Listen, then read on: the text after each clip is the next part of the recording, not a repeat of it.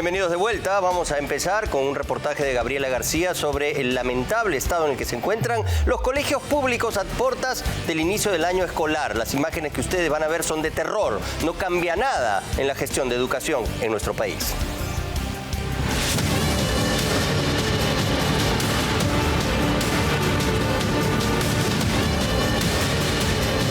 Esto lo han maquillado prácticamente para decir que es un nuevo gobierno y que está bien, en perfectas condiciones.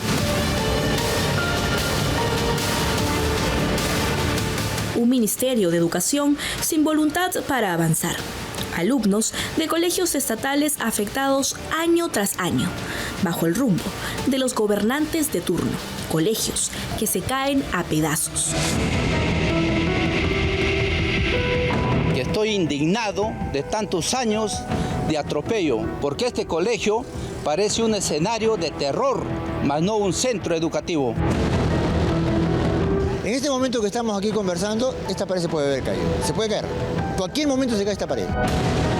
Ya los gobiernos regionales tienen la lista y tienen que verificar para poder ir escalonando y hacer un cierre de brecha que nos va a tomar unos cuantos años, eso sí, y hay que ser honestos con la población, pero que estamos empezando y que el gobierno de la presidenta ha decidido hacerlo.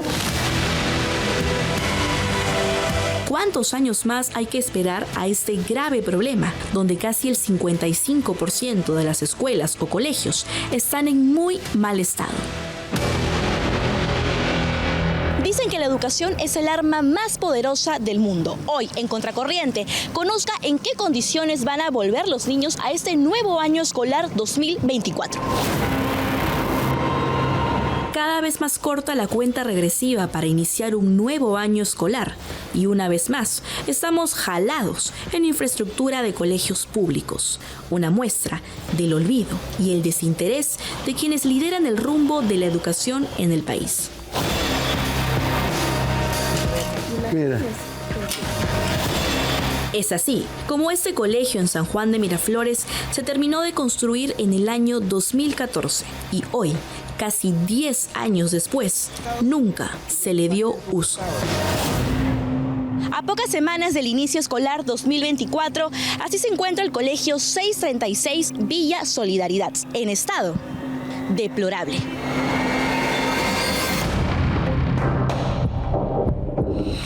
Es triste, ¿no?, que los padres de familia preocupados de perder este año escolar, un año más de perder, y no tenemos pronunciación.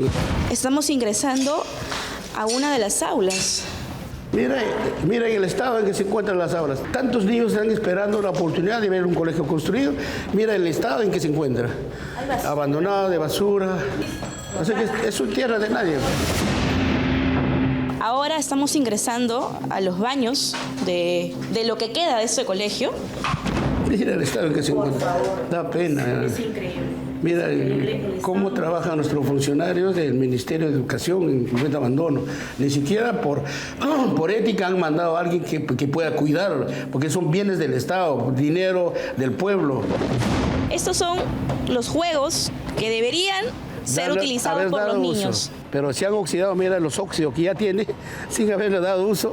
Ya inservible, de verdad. ¿Qué niño va a trepar ahí? Eso denota, señorita, que ha habido malversación de la utilidad para dar a este colegio. ¡Queremos un colegio nuevo! Sinceramente nos han engañado. El Estado o el ingeniero que hicieron los planos que prepararon, ¿cómo van a construir así de esa manera? Es un engaño grande que nos han hecho. Y lo que más preocupa es las rajaduras que, sin ser habitado, mira, solo se están abriendo grietas. Mira las grietas ahí de las paredes. Y eso que es un colegio, una construcción de primer piso. ¿Qué hubiese pasado si hubiésemos hecho de 2 pisos, 3 pisos? Imagínate. Increíble. Ahí, como podrá usted ver, el contratista es ASA, Asociados S.A. Construcciones ANIL. El monto está por 1.104.233.35 soles. La escalera también se está destruyendo. Mire usted, ¿qué empresa constructora haya hecho esto, señorita? Mire, ni un aprendiz lo hace eso. Ni un aprendiz lo hace eso. Mire cómo han empatado ahora que debería ser recto. Hemos ido a coordinar con en Pronien, y en Pronien supuestamente nos dicen que esto va a ser demolido. No va a ser demolido, pero en el año 2027. Los niños, que deberían gozar de este colegio, ahora usan parte de las instalaciones de otro centro educativo que se ubica al lado y que está prácticamente en las mismas condiciones. Estamos yendo a instituciones educativas, destrabando procesos. No tengo aquí el nombre de la institución educativa, pero si esa institución no tiene las garantías estructurales, definitivamente se tendrá que demoler.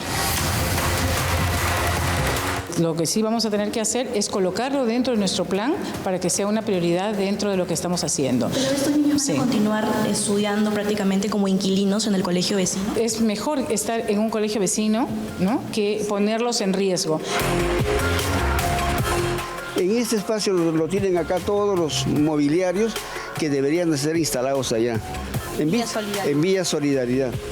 Como usted verá, son escritorios, mesas, bancas, de todo. Y también corre el riesgo, señorita. Mírese este techo cómo está. Virgen de la Merced 7041. Esta caja, según su etiqueta, dice que la descripción del bien vendría a ser un archivador metálico. Y desde que se construyó este colegio, este archivador, todo el mobiliario que ven en este lugar, se encuentra embalado. No se puede usar. Infraestructura, según las mismas afirmaciones de la ministra, tiene un déficit de 164.000 millones de soles. ¿Y cuánto ha destinado el Estado o el presupuesto para enfrentar la educación? Y ese gran problema el año 2024, no más de 3.800 millones. Esos son los detalles que demuestra que de parte del gobierno y del Estado hay reducida o nula preocupación por un gran problema de la educación, que es la infraestructura.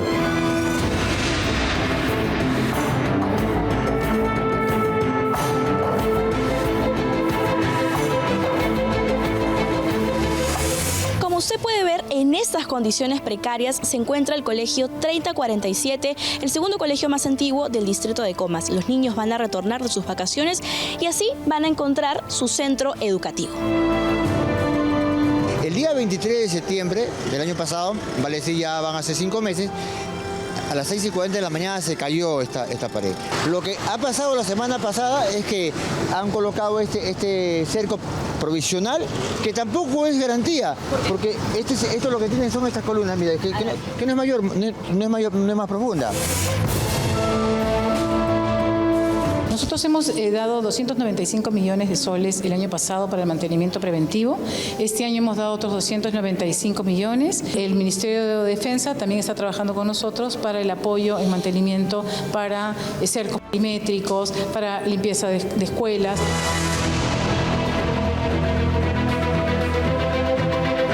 Estas paredes son de los pabellones inhabilitados que están de la institución educativa, que ya hace años, más de 15 años, que está declarado ya pues inhabilitado, pero nada, no hay arreglo, no hay solución. Siguiendo el recorrido por el cerco perimétrico de este colegio, vemos el deterioro en el que se encuentran las paredes de esta institución educativa, ¿no? Incluso podemos observar los ladrillos, ya se están cayendo de esta pared. Estamos en el muro donde ya hace varios años, hace muchos años, se cayó este muro. Y lo cual pues no le han dado una solución, solamente le han puesto unos cercos ahí con mallas y un triplay para que pueda detener. Estos módulos ya de material concreto ya tienen 58 años. Prácticamente el cimiento ya aparece, ya que se está descascarando, no tiene columnas. Fíjense, se está poquito a poquito demoliendo, que están apolilladas. Estas vigas en cualquier momento se caen, las paredes están rajadas. Fíjense. ¿Cuánto de porcentaje implica esta área en desuso? Los 2 pabellones es la 4ª parte de la institución educativa. Si el Ministerio de Educación, PRONIE, tienen la voluntad, porque acá se trata de voluntad, de construir esto, tendríamos 2 módulos, tendríamos un promedio de 18 secciones para los estudiantes que tanto lo necesitan. Esta pared en cualquier momento se viene abajo porque el primero no tiene columna. Al costado de esta aula hay un basural, que cuando lo colocaron ya estaba el basural. Todo esto es totalmente desmonte, basura, que se han estado echando año tras año. Estoy haciendo mi diagnóstico y veo que no se va a poder empezar las clases el día 11 de marzo, porque esto sería un maltrato que yo le dé a los estudiantes. La Constitución, artículo 16, segundo párrafo, dice que para educación se debe destinar no menos del 6% del Producto Bruto Interno. El presupuesto para educación el año 2024 es del 4,83, menos del 4,1 del PBI. La cartera de educación, uno de los proyectos más importantes es el de el mejoramiento de la infraestructura de 75 escuelas bicentenario, que tiene un presupuesto actualizado de 219 millones de soles. Lamentablemente, la página del Ministerio de Economía y Finanzas señala que ya se va gastando el 90% de los 219 millones de soles destinados a estas 75 escuelas bicentenario, pero no dice cómo se están gastando esos 219 millones de soles. Lo que sí hemos encontrado es un documento que habla de un contrato, de una consultoría, de una asistencia técnica prestada por una consultora elegida por el Reino Unido bajo estos contratos de gobierno a gobierno, que está cobrando al Perú 56 millones de dólares solamente por asistencia técnica.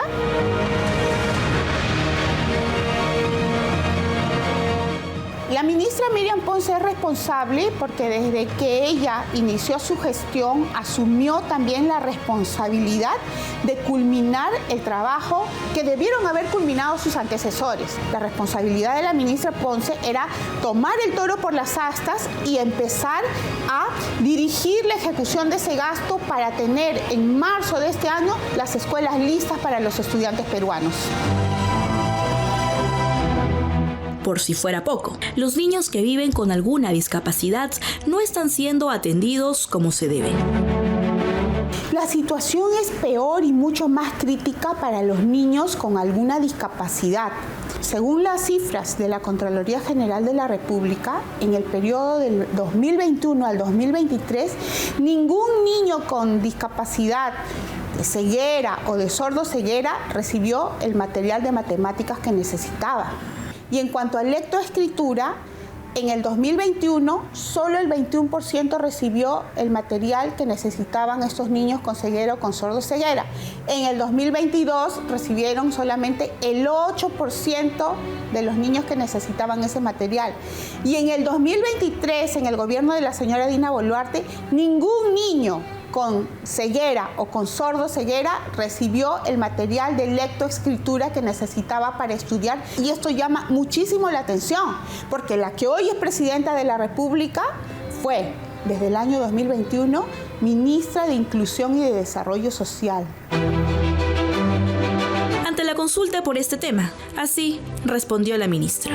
Las cosas se hacen con un año de antelación. Estos materiales que tenemos aquí, que estamos entregando, por ejemplo, a todas las escuelas en este momento, ¿no? Son materiales educativos que han tenido que prepararse el año pasado. Entonces yo no podría decirte cuáles fueron las razones que motivaron a quienes estuvieron en la gestión no considerar a estos niños dentro de las necesidades que tenemos, y se está recogiendo toda la data para poder determinar cuántos niños exactamente hay, porque hay niños que no están en el sistema y niños que están en el sistema.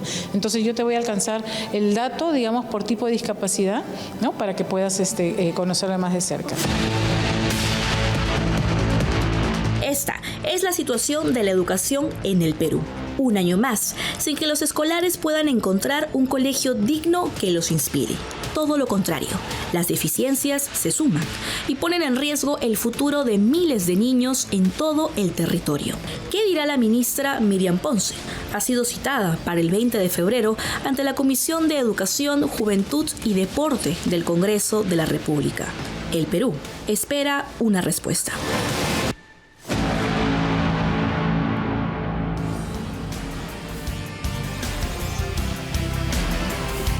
Bueno, es triste ver esta situación, ¿no?, que se reitera año tras año y que no parece cambiar. Ahora la ministra dice, esperen unos años más, que recién nosotros estamos empezando a hacer lo que se tiene que hacer, pero los niños no pueden esperar ya. Esto es un insulto para la educación de nuestro país ya alicaída, ¿no? De los colegios públicos, solo el 55% están en pésimo estado en este tipo de situaciones. 55%, más de la mitad. No, el SUTEP aduce que hay una brecha de infraestructura de 164.000 millones y que solo se han atendido 3.800 millones. O sea, hay muchísimo por hacer. La Constitución incluye, ¿no?, obliga a que se ejecute el 6% del PBI en educación. Pero eso, obviamente, no funciona así. No puedes obligar a que la ejecución sea de 6%, porque si hay un gobierno inepto, como este y todos los que los anteceden en cuanto a ejecución del gasto en educación y otros, pues no se llega a cumplir con esa exigencia. Y estamos solo en el 4.083% del PBI. O sea, en la Constitución puedes poner 10, 15 si quieres, pero no van a llegar. No tienen la capacidad de gestión para ejecutar el gasto de manera eficiente. Y este es el resultado. Y lo pagan los niños de este país, que se llevan una pésima educación en condiciones infrahumanas, como ustedes pueden ver. Esta es la educación pública en nuestro país. Por eso estamos como estamos. Y Miriam Ponce, la ministra de Educación, ella dice, este es un mal endémico, esto lo hemos heredado, no es nuestra culpa, vamos a ser recién nosotros los que cambiemos esto, pero la verdad que tampoco están haciendo mucho por cambiar las cosas. Muy bien, ahora vamos a la siguiente denuncia y es un reportaje de José Luis Leiva respecto de una investigación fiscal que ya corre. Bueno, la investigación fiscal nos sorprende que no apunte a quienes han sido señalados como los responsables por tanto Contraloría como el Procurador Anticorrupción, que es Pedro Espadaro y el señor José Remigio Sosa Dulanto. Al parecer hubo ahí un intercambio de favores cuando Pedro Espadaro era alcalde de Ventanilla y este señor José Remigio Sosa Dulanto, gerente general de la región Callao. Y le entregó una serie de fondos para que hagan obras que al final, según las investigaciones, terminaron en parte para su campaña hacia la alcaldía del Callao. Para recuperar el Callao para todos los chalacos y hacer del Callao la mejor provincia del Perú, sí, juro. Hoy es el actual alcalde de la Municipalidad Provincial del Callao.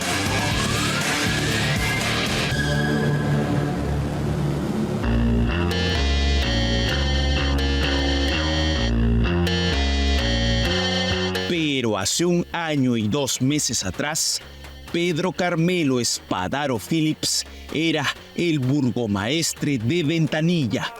En este distrito chalaco hubo una lluvia de millones que hoy ponen bajo la lupa a Espadaro, actual primera autoridad municipal de la provincia constitucional. José Remigio Sosa Dulanto y el exalcalde de la Municipalidad de Ventanilla, Pedro Espadaro Phillips, se interesaron en la transferencia de dinero de las diferentes remodelaciones de losas deportivas. Se encontraban próximas las elecciones municipales y regionales para el periodo 2023-2026. Contracorriente ha obtenido documentos fiscales que implican a Espadaro como alcalde de Ventanilla en una investigación preliminar por presunta malversación de fondos públicos y otros delitos. Esto por la remodelación de las losas deportivas y ejecución de otras 2 obras. Por Por estos proyectos, la Municipalidad de Ventanilla recibió transferencias millonarias en el 2022, justo cuando su alcalde Espadaro entraba a campaña en busca del sillón municipal del Callao. Reparación de la losa deportiva Vía Los Reyes, tercer sector, 342.000 soles. Reparación de losa deportiva Los Cedros, 380.000 soles. Reparación de losa deportiva San Pablo, 303.850 soles. Podemos seguir y seguir. En total, la Municipalidad de Ventanilla de Espadaro recibió más de 8,5 millones de soles solo para reparar 28 losas deportivas que ya existían. Otros 3 millones de soles por servicios de transitabilidad y casi 4 millones de soles para un complejo recreativo. En total, en el año de campaña se transfirieron poco más de 15,5 millones de soles para losas y obras en Ventanilla. Todo esto está siendo investigado por la Fiscalía Anticorrupción. Esta losa ha sido remodelada, usted bien sabe, ¿no? Pero el estado en el que se encuentra, ¿qué podría decir? Bastante. No creo que sean estas plata, porque muy... Está mal, no lo han hecho bien. No lo han hecho bien. No, o sea, que está despejando.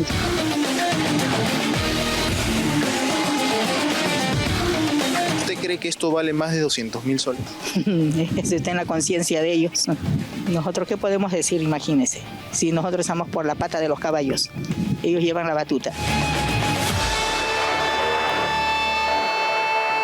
Solicitamos una entrevista formal con el alcalde Espadaro. Fue a través de su área de imagen que se negó la presunta malversación de fondos. ¿Cómo inició este caso? No solo el día de hoy vamos a entregar la 4ª cancha de gras sintético que estuvieron abandonados por más de 10 años. Acabamos de ingresar 28 expedientes técnicos de las principales y casi todas las losas. El gobierno regional también va a ejecutar 4, con lo que vamos a tener casi 40 canchas de gras sintético. Este era el alcalde de Ventanilla, Pedro Espadaro, en febrero del 2022, el año de las elecciones regionales y municipales. El hoy alcalde del Callao anunciaba un paquete de canchas deportivas para su entonces gestión edil en Ventanilla. Todo se hizo realidad gracias a este convenio millonario de aquel año que hoy investiga la Fiscalía por presunta malversación. Convenio específico de cooperación interinstitucional entre el Gobierno Regional del Callao y la Municipalidad Distrital de Ventanilla.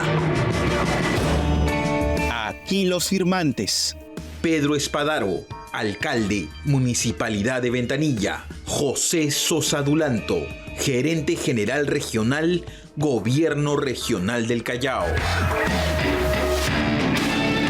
Todo finalmente fue aprobado en mayo del 2022. El gobierno regional del Callao transfirió así más de 8,5 millones de soles a la Municipalidad de Ventanilla, cuando su alcalde Espadaro ya estaba en carrera para el municipio del Callao. La lluvia de millones estaba destinada para que la Municipalidad de Ventanilla ejecute reparaciones de 28 losas deportivas ya existentes.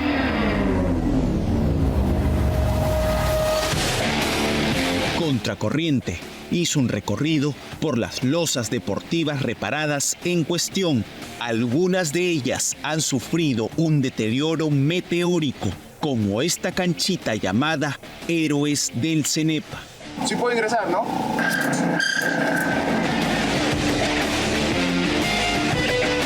Campo deportivo, gras sintético, Héroes del Cenepa, Ventanilla, diciembre del 2022. O sea, esta cancha tiene un año y vean ustedes en el estado en que se encuentra. 250.000, más de 200.000 soles para remodelarla solamente, y ya la pintura se está saliendo, las graderías están en mal estado. Esta losa ha sido remodelada, usted bien sabe, ¿no? Pero el estado en el que se encuentra, ¿qué podría decir? Mucha gente lo da bastante. De los 8,5 millones se destinaron exactamente 257.900 soles para la reparación de esta losa Héroes del Cenepa. Por sectores han quedado descubiertos los vestigios de la pintura verde que tenía la losa en sus inicios. No creo que sean estas plata porque está mal, no lo han hecho bien. No lo han hecho bien. No. O sea, que está despejando. Claro. Claro. Tiene que haber una buena separación para que pueda estar bien. Si no, la misma cosa va a seguir. Hoy, la Fiscalía investiga si las millonarias transferencias a la Municipalidad de Ventanilla se gastaron o no únicamente en la remodelación de la veintena de losas, es decir, presunta malversación. Este documento fiscal de junio del año pasado, el cual recoge la denuncia de la Procuraduría del Gore Callao, implica al actual alcalde del primer puerto, Pedro Espadaro, con esos 8,5 millones de soles que recibió su entonces gestión de Ventanilla. Que esta acción delictiva habría sido ejercida por José Remigio Sosa Dulanto Badiola y el exalcalde de la Municipalidad Distrital de Ventanilla, Pedro Espadaro, quienes haciendo uso de su cargo se interesaron en la transferencia de dinero de las diferentes remodelaciones de las losas deportivas del distrito de Ventanilla. El mismo documento fiscal señala que ese interés ocurrió próximas las elecciones municipales y regionales para el periodo 2023-2026. Espadaro, exalcalde de Ventanilla, fue candidato para el periodo 2023-2026 y finalmente ganó el municipio del Callao y, por supuesto, no triunfó solo, detalla el documento fiscal. Los referidos denunciados, José Remigio Sosa Dulanto y Pedro Espadaro, fueron candidatos del mismo partido político, consiguiendo ser elegidos. José Sosa Dulanto y Pedro Espadaro son cercanos. Saludar la presencia del gerente general José Sosa. El día de hoy entregamos otra cancha más de gras sintético. En 2022 inauguraban losas deportivas en Ventanilla y en marzo del mismo año, con las elecciones a cuestas, ambos firmaron el convenio de los 8,5 millones para la reparación de estas losas. Espadaro era alcalde de Ventanilla y Sosa era gerente general regional del Gore Callao. Ya después, para la campaña municipal, Sosa se pasaría a las filas de Contigo Callao, el partido de Espadaro. Hoy es consejero regional por el Callao.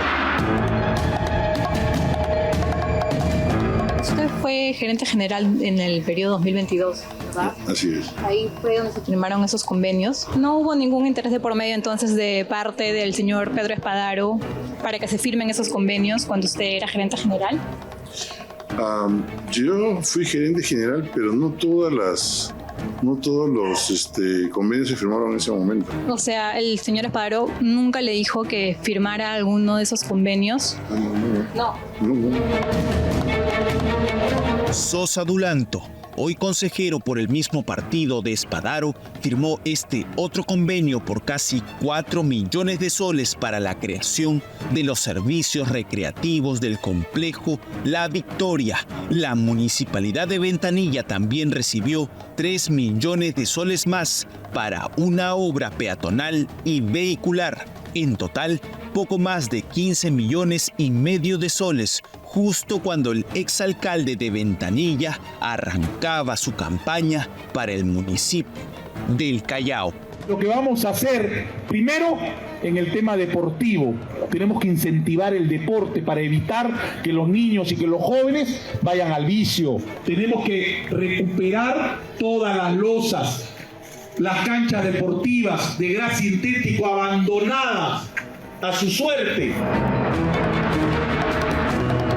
Según este mismo documento fiscal, el gasto de todos esos millones habría carecido de fiscalización. Con este documento fiscal, que implica también a exmiembros del Consejo Regional del Callao, se dio inicio a diligencias preliminares en junio del año pasado. Los presuntos autores están señalados, pero la Fiscalía extrañamente decidió abrir diligencias contra los que resulten responsables.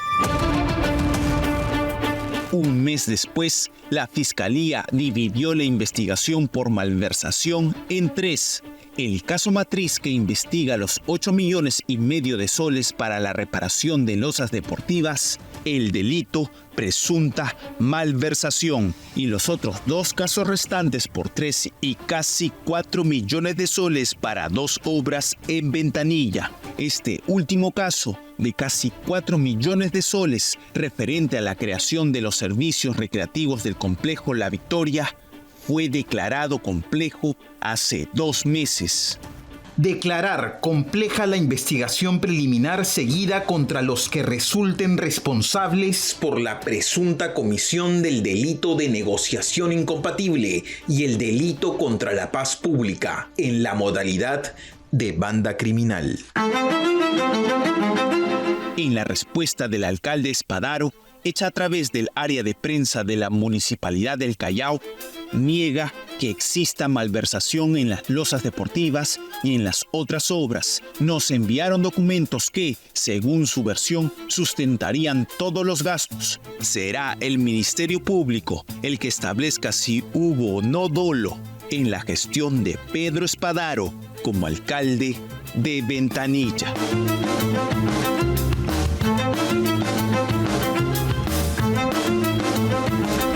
Bueno, aquí hay algo concreto. Tanto Contraloría como la Procuraduría Anticorrupción han identificado estas malversaciones y le han puesto nombre y apellido. Pedro Espadaro, quien era entonces alcalde de Ventanilla, y José Remigio Sosa Dulanto, quien era el gerente general de la región, que sí ha firmado los documentos como ustedes acaban de ver, ha sido claramente demostrado. Y este paso de fondos por más de 15 millones le llega oportunamente justo cuando estaba en campaña por la alcaldía provincial al señor Pedro Espadaro, y ahora está ahí también el señor Sosa. Entonces, todo esto es obviamente muy sospechoso y debe ser investigado, pero no se entiende por qué el Ministerio Público dice contra quienes resulten responsables.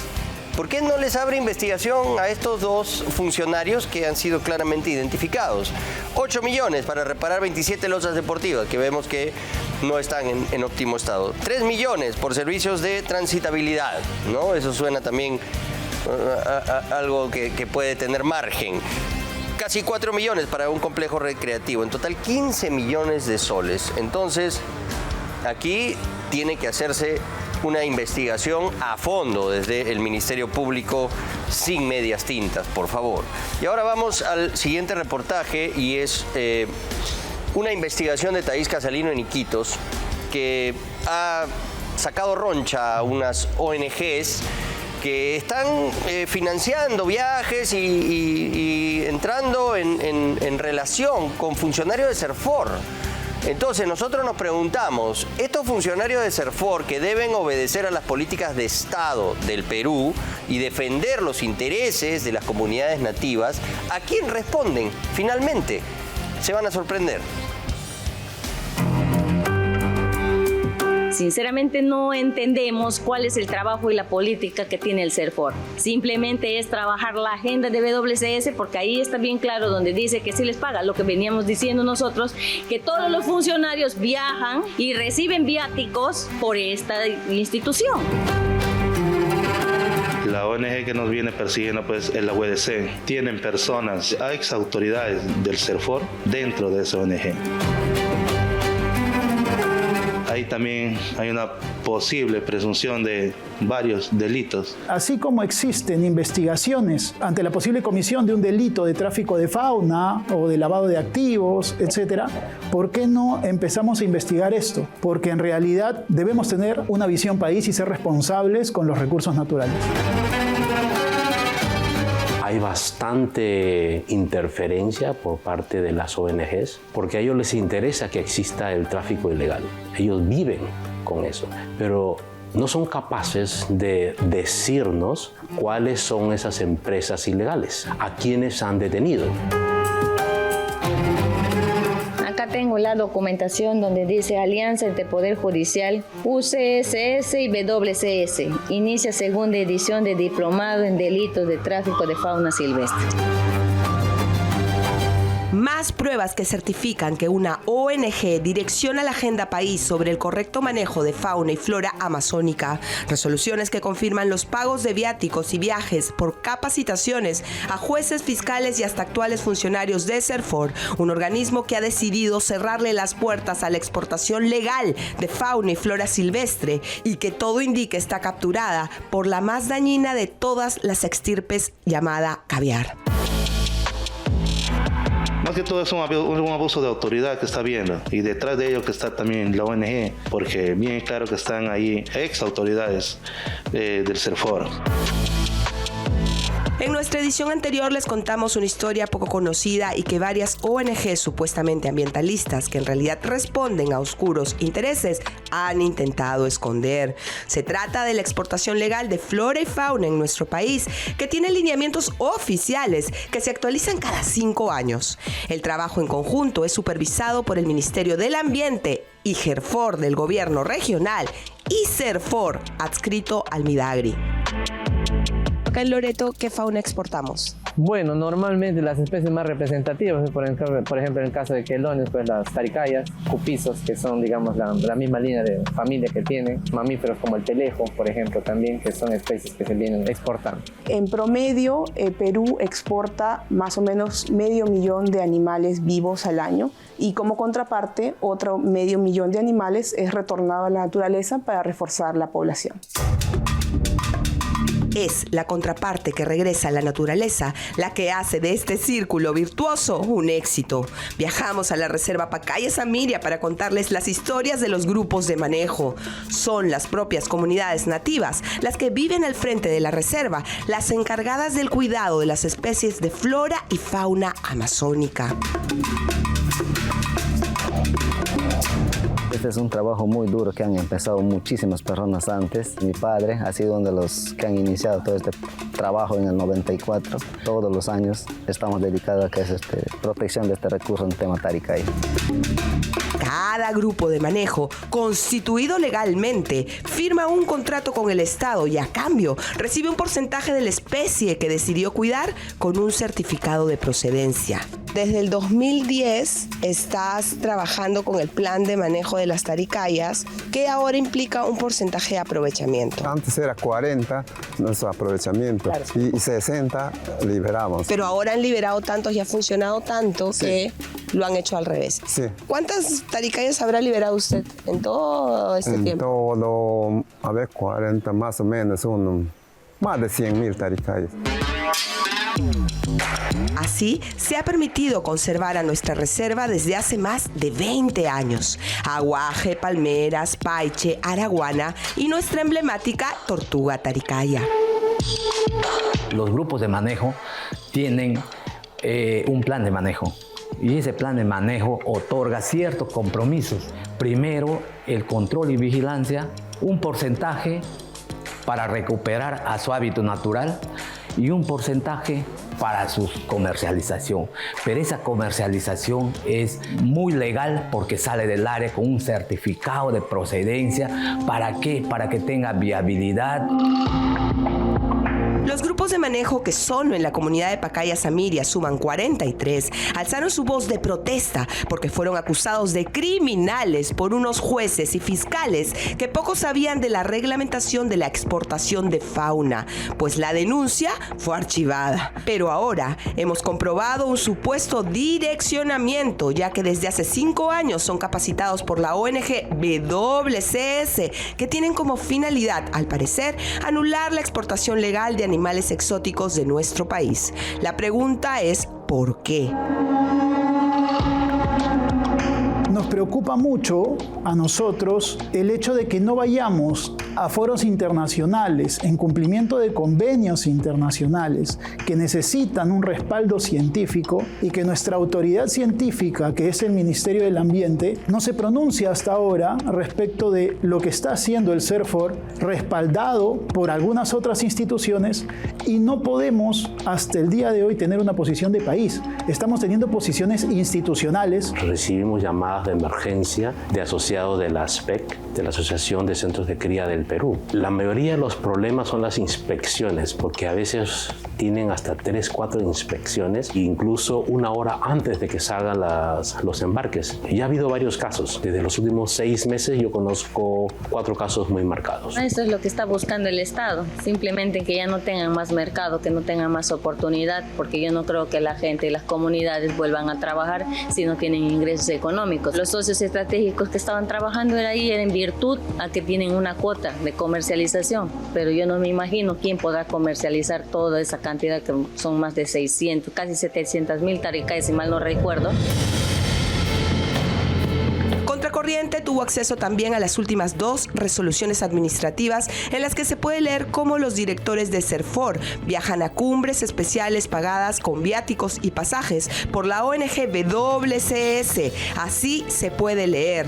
Luego de ello, llegan con una visión y una agenda direccionada a hostigar a los exportadores legales. Es el caso de Scott, por ejemplo, que anularon el cargamento de sus ranas porque, según los especialistas, estaban escaldadas.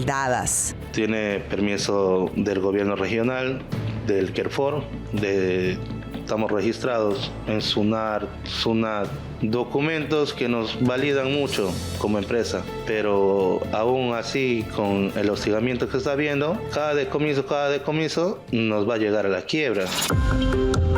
Luego de nuestro primer reportaje, muchos exportadores quebrados se comunicaron con nosotros, pero pocos han querido dar la cara por temor a represalias. Los que hablaron han confirmado la puerta giratoria que existe entre CERFOR y WCS. Acá está la foto de la señora Rosa Ventos y de la señora Jessica Galvez, en el cual también participan en esa actividad. Ella dice que trabaja solamente como consultora, pero ella ha trabajado en el Estado. Sabemos que WCS puede contratar, puede hacer los proyectos que necesita, pero en este caso no sabemos a favor de quién está trabajando. Las 2 exfuncionarias de CERFOR que aparecen en la foto trabajan actualmente en la WCS. Rosa Bento Valencia como bióloga especialista y Jessica Galvez Durán como consultora externa. Importante recalcar aquí que ambas, cuando eran funcionarias de CERFOR, viajaron a diversos países para diferentes convenciones pagadas por la WCS, como consta en estas 2 resoluciones oficiales del 2016 y 2017. La resolución que aprueba los viajes de los especialistas señala que es WCS también quien está asumiendo los costos del viaje. Efectivamente, y como consta en esta resolución, es la ONG WCS la que ha pagado los gastos del viaje completo del actual director de CERFOR, Carlos Enrique Michó López, del 11 al 17 de febrero a la ciudad de Samarcanda, República de Uzbekistán, a la Convención sobre la Conservación de Especies Migratorias, CMS por sus siglas en inglés. El interés de la ONG sería ingresar al pelícano y guanaco peruano como especies sensibles, aunque el mismo Ministerio del Ambiente en esta otra resolución no lo considere así. El año pasado sucedió lo mismo con la tortuga mata-mata. Directores pagados por la ONG que cumplen con las directrices de inconfesables intereses extranjeros en vez de seguir los lineamientos del país. acá dice en la 14ª reunión de la Conferencia de las Partes y la 54 y la 55 reunión del Comité Permanente de la CMS no y repara gastos a la entidad. Todo ¿por quién son pagados? Por WCS.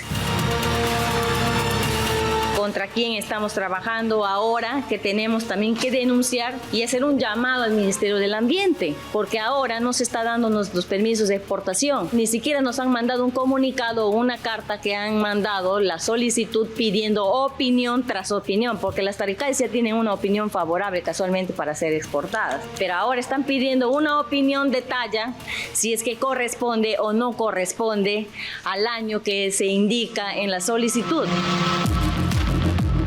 Milagros es la más grande exportadora de taricayas en el Perú. Nuestra taricaya ha viajado legalmente, gracias a ella, a China, Hong Kong, Taiwán, Corea, Estados Unidos y Japón, con todos los lineamientos y protocolos estipulados internacionalmente. Su empresa exporta animales hace más de 20 años, pero desde el 2018 es víctima de la persecución y hostigamiento continuo de una agenda en particular. Trabaja directamente con los grupos de manejos de taricayas. Alza su voz porque es la tercera vez que enfrenta una nueva batalla legal. Las 2 veces anteriores ya las ganó, pero la ONG con agenda inconfesable del exterior continúa hostigando a nuestras comunidades nativas. Si no continúan los proyectos de los grupos de manejo, las comunidades se verían afectadas. Nuestra reserva natural también.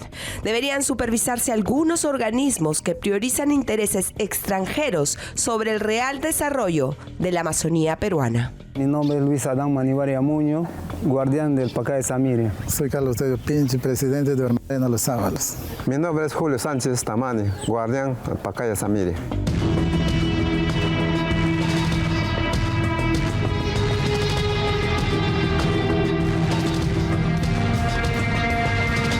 Bueno, Thais Casalino acaba de mostrar pruebas de cómo esta ONG Wildlife Conservation Society financia viajes al extranjero de funcionarios de CERFOR. O sea, ahí están las resoluciones. Su actual director, ¿no? Ha viajado a Uzbekistán para una convención internacional para la protección de fauna silvestre. Estas son prebendas. ¿A cambio de qué se dan estos viajes? ¿El Estado peruano permite que una entidad ajena a su ministerio pueda auspiciar los viajes de sus funcionarios? Eso es un claro conflicto de interés y hasta un potencial delito. Ellos van a defender las políticas de Estado del Perú, van a favorecer a las comunidades nativas que están haciendo bien las cosas en Iquitos, o van a favorecer a los intereses que no sabemos cuáles serán de estas ONG que nos invaden por todas partes.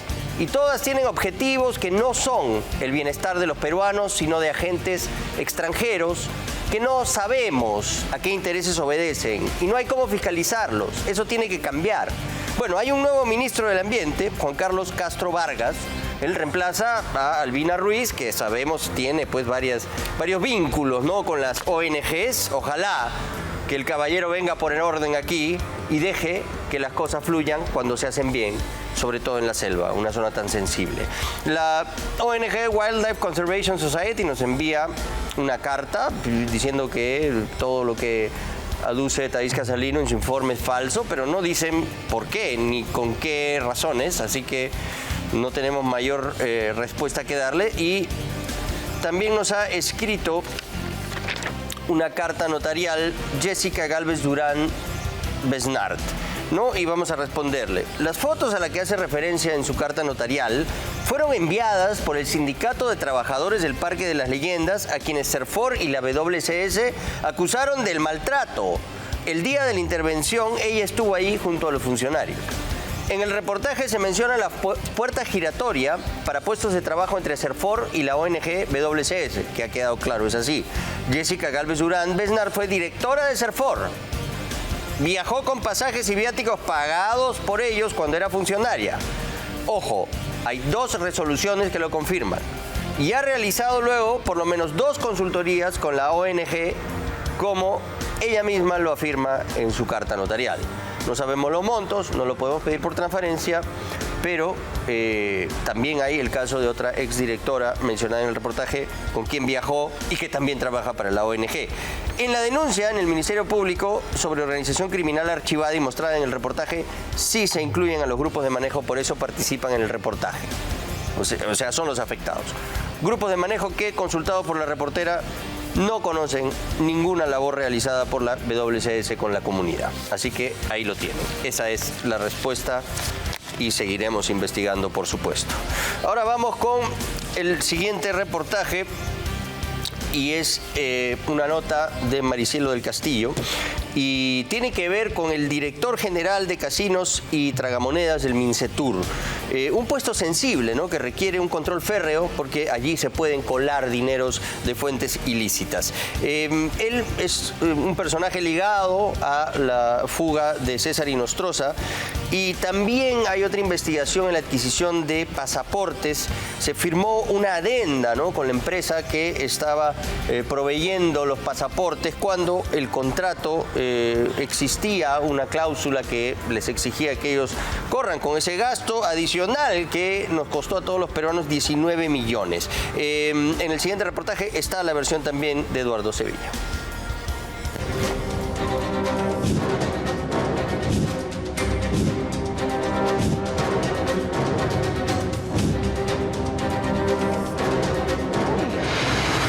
Fue otra apuesta ganadora en el gobierno de Pedro Castillo. Señor Eduardo Sevilla, ¿usted fue nombrado por el exministro Roberto Sánchez en su actual cargo? Por favor. Eduardo Sevilla Echevarría, el funcionario sobreviviente del gobierno de Pedro Castillo, que continúa en la estratégica dirección de casinos y tragamonedas del Mincetur, nombrado nada más y nada menos que por Roberto Sánchez, uno de los incondicionales acólitos del golpista de Chota y responsable de la peor gestión que se recuerde en el Ministerio de Comercio Exterior y Turismo. Eduardo Sevilla no resulta ser una persona idónea para ocupar este cargo tan importante. Es como tener al gato en el despensero. Y más bien uno se pregunta, ¿cómo es posible? ¿Cómo la hace este señor para ocupar cargos tan importantes? ¿No? Y siempre está ahí.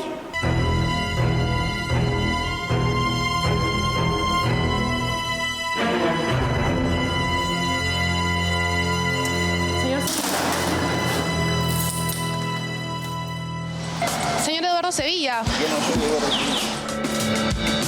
Esta persona que niega su identidad y huye de nuestras cámaras es el actual director de casinos y máquinas tragamonedas del Mincetur. Y al saber de la emisión de este reportaje, se comunicó con nosotros un día después para ahora sí aceptar que es Eduardo Sevilla y responder nuestras preguntas. Soy Eduardo Alfonso Sevilla Echevarría. Mis nombres y apellidos son sinónimo de honestidad, cero choreo, cero corrupción, por donde voy. De esta forma, y sin titubear, se describe a sí mismo el encargado de supervisar el correcto funcionamiento de todos los casinos y máquinas tragamonedas del país. ¿Por qué nos ocultó su identidad desde un comienzo? ¿O será tal vez que sí tenga razones por las que prefirió negar quién era? Hoy en día yo no puedo estar creyendo en alguien que porque tiene un micro o una cámara que verdaderamente es. Fue para protegerse. Efectivamente, no ha sido en ningún momento una situación irregular, sino que como cualquier ciudadano le dicen, siendo funcionario público del cargo que uno tiene, su nombre tal cosa, uno siempre se pone a recaudo. Domingo 7 de octubre del 2018. El ex juez supremo César Inostroza Pariachi, sin ningún problema y con ayuda de funcionarios de la institución, tal como lo vemos en estos videos, logró burlar escandalosamente el control migratorio de Tumbes, fugándose por la frontera norte del país. A Inostroza incluso lo escoltaron hasta Tumbes. Y esto ha sido gracias a ¿qué? A que Migraciones le facilitó una salida lícita. ¿Quién estaba a cargo de Migraciones? Este señor Eduardo Sevilla. Precisamente la fuga de Inostroza ocurrió en la gestión liderada por Eduardo Sevilla como Superintendente Nacional de Migraciones, a quien por no tomar acción alguna se le abrió una investigación penal por omisión de actos funcionales. ¿Siente alguna responsabilidad respecto a la fuga de Nostroza o simplemente usted se deslinda de los hechos? En absoluto. ¿Sabe por qué? Porque en la Superintendencia Nacional de Migraciones tenemos puestos de control fronterizo en todos los locales fronterizos. Bueno, una vez que se supo de esta fuga de este personaje tan cuestionado y tan implicado en hechos de corrupción, definitivamente él como superintendente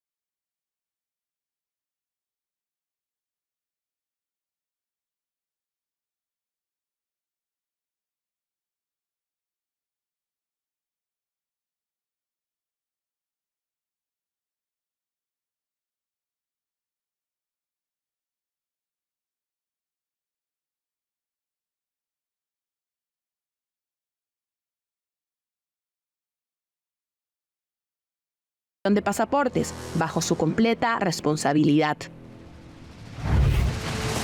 Para el 2017, en la gestión de Eduardo Sevilla, la escasez de pasaportes cada vez era más evidente y se compraron mediante la adenda número 3 del contrato, 850.000 pasaportes. El costo adicional de estos pasaportes fue pagado de nuestros impuestos. El vendedor se comprometió a dar llave en mano y en el trayecto, en la ejecución, le dijo, oye, se acabaron los pasaportes, ¿ah? Pero yo no los tengo que asumir, lo asumes tú. Y la superintendencia dijo, ya lo vamos a asumir nosotros. ¿Concurso público? No, adenda. Vamos por una adenda. Y los peruanos terminamos pagando 19,5 millones de soles.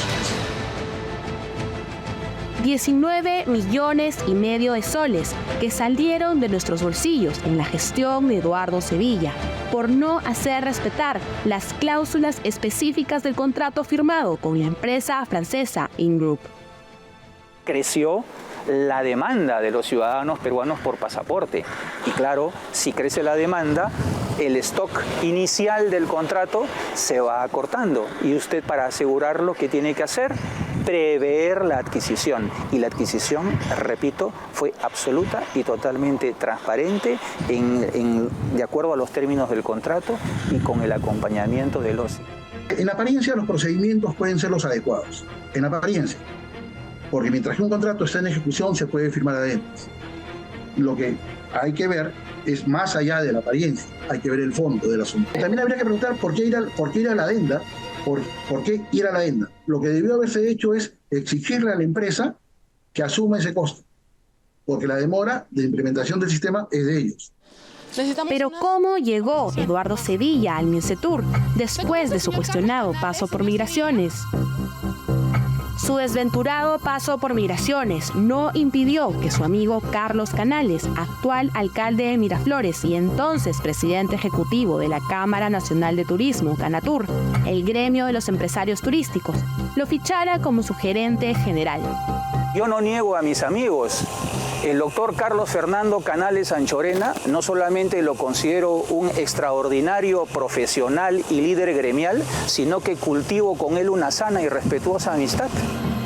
Una dichosa amistad que, según información de fuentes confiables del Mincetur, fue clave para que el ex ministro castillista Roberto Sánchez, al parecer también gran amigo de Canales, pudiera considerar a Eduardo Sevilla como su gran apuesta para ocupar la sensible y estratégica dirección de Casinos y Tragamonedas del Mincetur, la oficina supervisora de una industria que siempre está en el ojo público. Sevilla reemplazó a Manuel San Román Benavente, un reconocido funcionario que permaneció en el cargo por más de 3 lustros hasta que Sánchez llegó al Mincetur. Solo los imbéciles no se equivocan, todos tenemos errores. La gestión de Roberto Sánchez no fue precisamente meritocrática ni técnica. En Contracorriente denunciamos más de una vez cómo Sánchez había llenado este ministerio de incompetentes funcionarios. ¿De quién se esconde el ministro Sánchez? Que o eran sus amigos y paisanos de Huacho o partidarios de Juntos por el Perú. Preguntas de la prensa.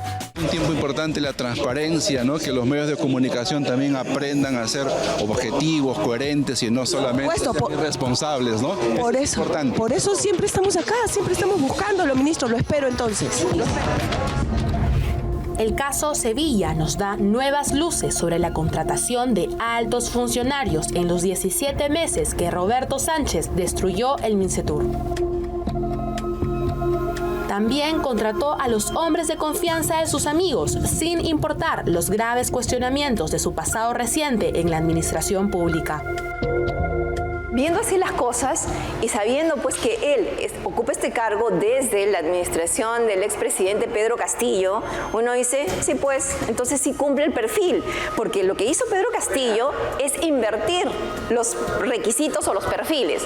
El perfil para ocupar un cargo importante dentro de la administración pública era tener antecedentes policiales, registrar investigaciones, tener cuestionamientos. Entonces este señor sí cumple con ese perfil del gobierno de Pedro Castillo. Es así como la actividad que recaudó 210 millones de soles en impuestos el año pasado está en manos de este cuestionado funcionario.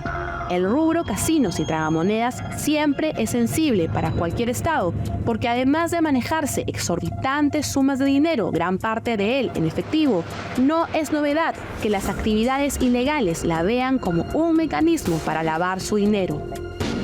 Y ahí uno se pregunta, ¿dónde quedó la promesa de la presidenta Dina Boluarte de hacer una limpieza en las instituciones públicas para eliminar personajes como este?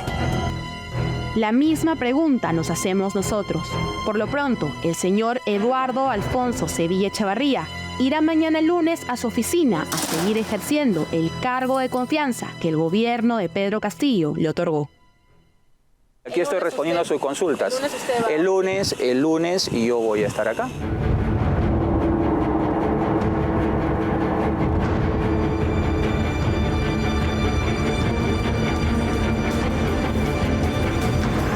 Bueno, parece que el lunes no va a estar porque nos ha llegado una resolución ministerial que da por concluida la designación del señor Eduardo Alfonso Sevilla Echevarría en el cargo de director general de la Dirección General de Juegos de Casinos y Máquinas Tragamonedas del Viceministerio de Turismo del Ministerio de Comercio Exterior y Turismo.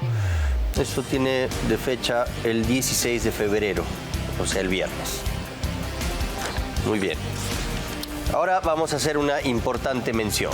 Únete a la URP, donde ampliarás tus horizontes a nivel profesional y conectarás con oportunidades globales. Garantizamos una formación estable con nuestras pensiones fijas de inicio a fin de tu carrera.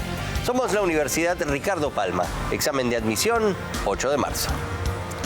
Vamos ahora con el siguiente reportaje a cargo de Julio Oporto y tiene que ver con los intocables de la corrupción. Ya hay 5 colaboradores eficaces que señalan que ha habido actos de corrupción durante el gobierno de Martín Vizcarra en Provías. Había toda una estructura, una mafia que estaba enquistada además en el MTC y que ha perdurado luego de que Vizcarra se ha ido. Estos funcionarios y empresarios indican que los sobornos tenían como destino final Palacio de Gobierno. He aquí Carlos Revilla y Alcides Villafuerte, altos funcionarios de Provías descentralizado, los hombres que habrían controlado las licitaciones y concursos públicos a cambio de coimas. Su futuro, 36 meses de prisión preventiva. pérdida de su libertad que no será más que un incentivo para que cuenten la verdad, esa que solo confirmaría el rol de Martín Vizcarra en esta presunta organización criminal. 14 de febrero. Alcides Villafuerte pasaría un San Valentín distinto, pues el exgerente de obras de Provías descentralizado hizo llevar a su domicilio $500,000 de soles en efectivo para entregarlo al fiscal del cuarto despacho del equipo especial de fiscales contra la corrupción del poder, EFICOP. Este dinero era parte de las coimas que recibió como operador de los intocables de la corrupción. Lo devolvió como una muestra de arrepentimiento para acogerse a la colaboración eficaz. El señor Villafuerte ha tomado la decisión de colaborar con la justicia, de someterse a una colaboración y como parte de ello, bueno, ya se ha difundido, no lo puedo negar, ha devuelto esa cantidad de dinero. Villafuerte se suma a la lista de colaboradores eficaces con identidad revelada que han decidido devolver el dinero de los sobornos a cambio de algunos beneficios. Se le comunica que usted se encuentra detenido, ¿no?, a mérito de una orden judicial de detención preliminar. José Enciso Torres fue el primero tras regresar 245,000 soles la semana anterior y confesar que por cada licitación recibía 50,000 soles.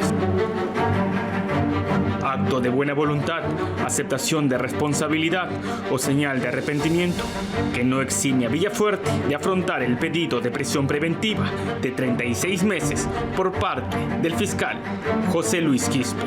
Este Ministerio Público le solicita a vuestra judicatura que dicte mandato de prisión preventiva por el término de 36 meses contra el señor Alcides Villafuerte Vizcarra por la comisión del delito de colusión agravada, por la comisión del delito de organización criminal y además, señor juez, por la comisión del delito de lavado de activos.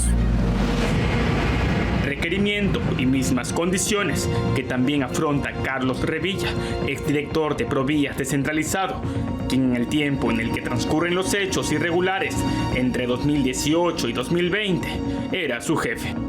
Pero, ¿cómo nace esta buena relación entre ambos funcionarios que habrían compartido cuantiosas sumas de dinero producto de las coimas? De acuerdo a la imputación del fiscal José Luis Quispe en contra de Carlos Revilla y Alcides Villafuerte, esta cercanía surge días después de que Martín Vizcarra asumiera la presidencia de la República, pues es él quien dispuso que se nombre a Carlos Revilla, director ejecutivo de Provías descentralizado desde abril de 2018. Lo que permitió que Revilla ratificara la continuidad de Alcides Villafuerte, pues este último manejaba todos los aspectos en licitaciones y concursos públicos desde el 2005, y porque además ya tenía un grupo selecto entre servidores y funcionarios que respondían a él. Por ende, según se infiere de la tesis fiscal, para el programa liderado por Vizcarra era conveniente incluirlo en la organización criminal. Y también porque él era el elegido para realizar el trabajo sucio que ni Carlos Estremadoiro, ni Edmer Trujillo, ni Martín Vizcarra podían hacer. El señor Villafuerte no solamente estaba al frente del control de la etapa de otorgamiento de la buena pro, sino que además, señor juez, porque era lógico, el director de Provías, el viceministro o el ministro o el presidente no se podían comunicar directamente con los empresarios de quienes iban a recibir dinero, sino que esa tarea, señor juez, se la delegaron al señor Alcides Villafuerte. Y hay una razón lógica para ello, señor juez, porque el señor Alcides Villafuerte trabaja en Provías descentralizado desde el año 2005. Entonces, conocía, se vinculaba, había tenido diversas reuniones con diversos y tantos empresarios que año a año pugnan por ganar un contrato en Provías descentralizado.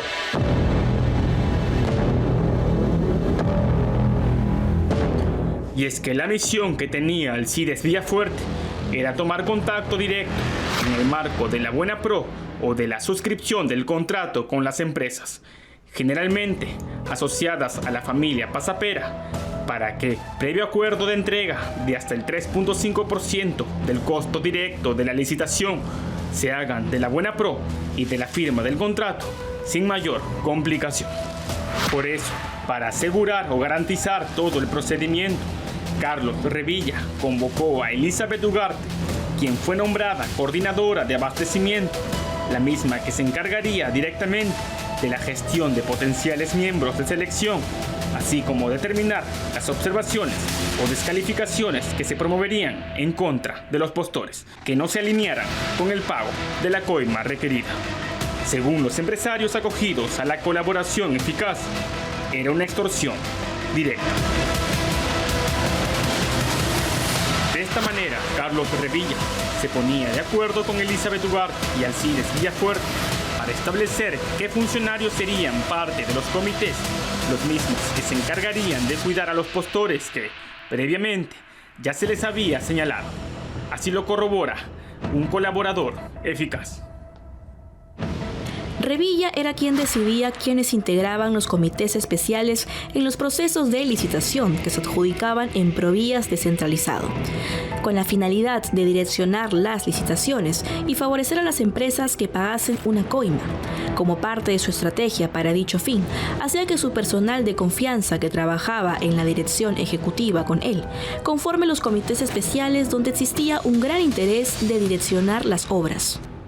¿Quién es la persona que formaliza el nombramiento del comité de selección en estos más de 100 concursos públicos, señor juez? El señor Carlos Revilla. Al señor le proponen y el señor emite el acto resolutivo. Por eso es que dentro de nuestra teoría nosotros señalamos que esto era acordado. Ya el señor Alcides tenía a las personas o designaba a las personas con la señora Elizabeth Ugarte y el señor Carlos Revilla solamente refrendaba. Lo cierto es que una vez firmado el contrato, como en el caso Tintay por más de 156 millones de soles, o Samegua por más de 63 millones de soles, Alcides Villafuerte recibía directamente de Luis Pasapera entre el 2 al 3.5% del costo de la obra, para después repartir escalonadamente el dinero hasta la máxima autoridad de Provías descentralizado, Carlos Revilla. Según versa en la tesis fiscal, por cuestiones de cercanía, Carlos Revilla habría entregado el dinero a miembros de mayor nivel, tal como sería el caso de Martín Vizcarra, hecho que se constituye, según las declaraciones de un colaborador eficaz con identidad no revelada. Alcides Villafuerte era el encargado de llamar a los postores para que estos acepten el pago de una coima equivalente a un porcentaje del costo directo de la obra. Alcides Villafuerte mencionaba que de ese porcentaje él se quedaba con una parte, con la otra pagaba a los miembros del comité y otro porcentaje, que según refería era la mayor parte del ilícito, se iba para arriba, refiriéndose a Carlos Revilla y a Martín Vizcarra. Él está aceptando haber cometido algunas faltas de acuerdo a lo que le imputa el Ministerio Público. Yo no podría decirte en relación a lo que dice una tercera persona sobre él. Pero también es materia de una corroboración en otra colaboración. ¿Pero distribuía el dinero de la coima? Él está reconociendo de que él recibía y repartía en diversas instancias dentro de Provías. Dinero ilícito que distribuía Alcides Villafuerte y que de su parte del botín habría destinado al pago de hipotecas de bienes inmuebles, como el departamento en el piso 17 ubicado en la avenida Paseo de la República 5655 en Miraflores. Es en este lugar donde Alcides Villafuerte, gerente de Provías descentralizado, le entregó $500,000 a la Fiscalía para acogerse a la colaboración eficaz. El hombre que recogía y distribuía el dinero escalonadamente se unió a la lista de quienes hoy cuentan la verdad sobre la presunta red criminal liderada por Martín Vizcarra. Él confirma que él cometió un acto ilícito. Yo no te puedo decir de que él diga una tercera persona lo cometió. Eso se tendrá que esclarecer. De su parte, él está reconociendo su responsabilidad y él está brindando información o brindará información a EFICOP que permita desarrollar actos de investigación. En ese sentido. Confirma que él formó parte de este esquema de la teoría del EFICOP. Que él cometió un delito y que la teoría del EFICOP no es equivocada en ese sentido. Si bien todavía falta la confesión de Carlos Revilla, quien se resiste a acogerse a la colaboración eficaz, Un testigo en reserva detalla que el exdirector de Provías descentralizado le rendía cuentas al entonces presidente de la República, Martín Vizcarra, sea en Palacio o telefónicamente. La rendición de cuentas la hacía de manera casi diaria. Vizcarra es un corrupto serial, un corrupto en serie, que ha venido con actos de corrupción de manera permanente en el tiempo, fundamentalmente de cohecho, o sea, de recibir sobornos, ¿no? Que en materia penal se llama cohecho pasivo, por determinadas obras que estaban en sus manos como principal autoridad, llámese gobernador regional de Moquegua, llámese ministro de Transportes del Perú o presidente de la República con mayor razón. Él tenía este modus operandi de recibir coimas. Martín Vizcarra habría puesto a Hugo Mizat como asesor de la Dirección Ejecutiva de Provías descentralizada. El turco, como se hacía llamar, es amigo de la infancia de Vizcarra y según las declaraciones del propio testigo que cita la Fiscalía, habría sido colocado en dicha entidad para avisarle al expresidente de la República de todas las reuniones que sostenía Carlos Revilla, pues aparentemente en estas reuniones se habrían movido dinero. Mizat no tiene ninguna experiencia en obras de infraestructura pública. Fue puesto a dedo como asesor por orden de Vizcarra. Hugo Mizat Trabuco mantiene comunicaciones vinculadas al señor Martín Vizcarra Cornejo. El ingeniero Martín, que hay que llevar los documentos, que vamos a reunirnos en tal punto, que vamos a caminar por acá, que vamos a ir más allá. Lo cierto es que la declaración de este testigo protegido se condice con las versiones de colaboradores eficaces y testigos en las que afirman no solo la cercanía entre Carlos Revilla y Martín Vizcarra, sino el modus operandi que se había automatizado en Provías descentralizado para conseguir coimas.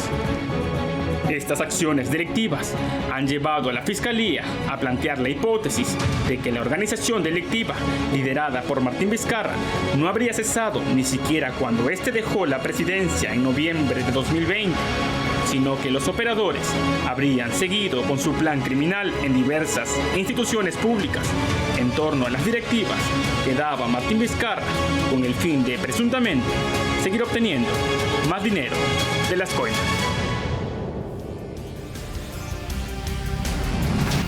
Bueno, la carpeta fiscal, los intocables de la corrupción, ya está en el despacho del fiscal de la Nación, Juan Carlos Villena. Vamos a ver, pues, si el doctor Villena demuestra que no se deja influir por agentes externos, como parece ser el caso, que no se deja mangonear por operadores políticos que no tienen nada que ver con el Ministerio Público. Esta es la hora en la que tiene que demostrar que realmente tiene autonomía y mano firme, porque más pruebas que esto, imposible, doctor Villena. 5 colaboradores eficaces, todos diciendo lo mismo. 2 empresarios, 3 funcionarios. O sea, ¿ya qué más necesitamos? El doctor Villena tiene que actuar porque hay aforados en este caso. Martín Vizcarra como presidente de la República, Edmer Trujillo y Carlos Extremadoiro como ministros de Estado. Entonces, si el fiscal de la Nación no inicia la investigación, esto no puede proceder, porque el único que los puede investigar es el fiscal de la Nación. Y hasta ahora nada. Ahí está la carpeta, todos los días sale en los diarios, en los noticieros, el escándalo que crece como bola de nieve. El doctor Villena parece que se está tomando su tiempo, ojalá sea así. Pero también hay otro camino, ¿no? El del Congreso.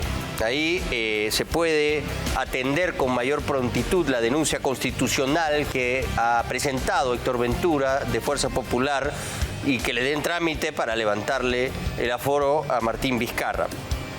Hay otro caso que ha puesto entre las cuerdas al lagarto Martín Vizcarra. Se trata de las comunicaciones entre su hombre de confianza, Hugo Mizat Trabuco, conocido como el Turco, que según la EFICOP sería su testaferro incluso, ¿no? Con un suboficial técnico de primera de la policía, Manuel Alonso Zambrano Valdivia. Bueno, dándole su crédito, por supuesto, a la unidad de investigación de América Televisión y Canal N, que hoy lidera la periodista Vicky Zamora, se tuvo acceso a unas transcripciones legales entre el Turco y este suboficial de la policía, ¿no? Él es encargado de la seguridad de Martín Vizcarra. ambos se ponían de acuerdo para inventar a conveniencia qué actividades supuestamente había llevado a cabo Vizcarra en los viajes de trabajo que él había dicho al juzgado que tenía. Al parecer, era mentira, ¿no? Esto demuestra que Vizcarra nuevamente ha mentido, incumpliendo las reglas de conducta que le exige el juzgado en el caso penal que se le sigue por el Club de la Construcción, el que tiene Germán Juárez Atocha. Es la segunda vez que ya incumple las reglas de conducta. La primera fue cuando se fue a Cusco, dando la razón principal que iba a hacer un trabajo y en realidad era para reunirse a solas con Zulipinchi en la suite de un hotel, el Hotel Monasterio, un hotel que administra Porqui encima. El fiscal Germán Juárez, con esta evidencia, debería solicitar inmediatamente a la jueza del caso que se elevaría la orden de comparecencia restringida por detención preventiva por violentar una vez más sus reglas de conducta. Y bueno, a propósito de este caso, solo estamos viendo 3 obras, ¿no? 3 obras en las que FICOP ha podido reconstruir de manera detallada para demostrar que hubo flagrante corrupción. ¿Por qué? Porque los afectados, ¿no?, que de manera sistemática eran extorsionados por el gobierno de Martín Vizcarra han hablado. Ellos están asumiendo, obviamente, de que han incurrido en un acto de corrupción al aceptar pagar un soborno. Les pedían de manera permanente el 3.5% y si no les pagabas, Alcides Villafuerte te anulaba, así fueras la mejor oferta. Y esta mafia ha perdurado en el tiempo, ha estado siempre más allá del gobierno de Martín Vizcarra. Carlos Revilla, ¿no?, que todavía no admite responsabilidad y no colabora con la justicia. Vamos a ver si se inmola por el lagarto Martín Vizcarra y se queda 25 años en la cárcel. No creo que sea el caso. Él va a tener que terminar dando también información al Ministerio Público. Y ojo que se acaban las opciones, porque ya está llegando toda la información, así que apúrense, porque si no, se va a ir a la cárcel mucho tiempo por blindar a su amigo, ¿no? En fin, él se quedó en el gobierno del impoluto Francisco Sagasti en Provías, seguían cobrando y luego vuelve como jefe del gabinete de asesores en el gobierno de Paola Lazarte, también vinculada a Martín Vizcarra y sobre todo a su cajero Carlos Extremadoiro, ¿no? Hasta ahora en ese gobierno ha sido asesor de Proinversión, hasta este gobierno estuvo, hasta este gobierno. Y bueno, todo este escándalo para el semanario Hildebrand en sus 13 no significa mayor escándalo. ¿No? Lo de Martín Vizcarra parece que no les preocupa. Tienen su agenda propia. Hicieron una entrevista complaciente el lunes, después de que todos los dominicales habían ahondado en el tema. Y bueno, aquí podemos poner un pedacito de esto para escuchar el tenor de la conversación. Vamos a ver. O sea, el rabioso y severo César Hildebrand dejó de existir, porque lo vimos también igual con Pedro Castillo, en una entrevista para El Olvido, y ahora con Martín Vizcarra, con todas estas denuncias, con todas estas pruebas que obran en este nuevo caso, y ni hablar del caso previo del Club de la Construcción que tiene Germán Juárez, Lomas de Hilo y Hospital de Moquegua. No es capaz de acorralarlo, de ponerlo en aprietos. Es extraño, ¿no? Y no sale el caso Vizcarra en el semanario Hildebrand en sus 13. Algo raro está pasando ahí. Vamos a ver cómo vienen las siguientes semanas. Y ahora vamos a presentar un documental de una productora que se llama Destape Perú. Ellos han viajado a Panamá para entrevistar a quien vendría a ser el ex fiscal de la Nación de Panamá, José Antonio Sosa Rodríguez, ¿no? Es el procurador general del Estado. Él lo que reclama es que, por no ceder a las presiones de Gustavo Gorriti, que ejercía el periodismo en Panamá, le inventaron un narcocheque que resultó ser falso. O sea, opera de la misma manera que operaba en Panamá, aquí en el Perú. Yo creo que la publicación más que todo respondió a una especie de mensaje. Una especie de chantaje. Como quien dice, tienes que ser más dócil.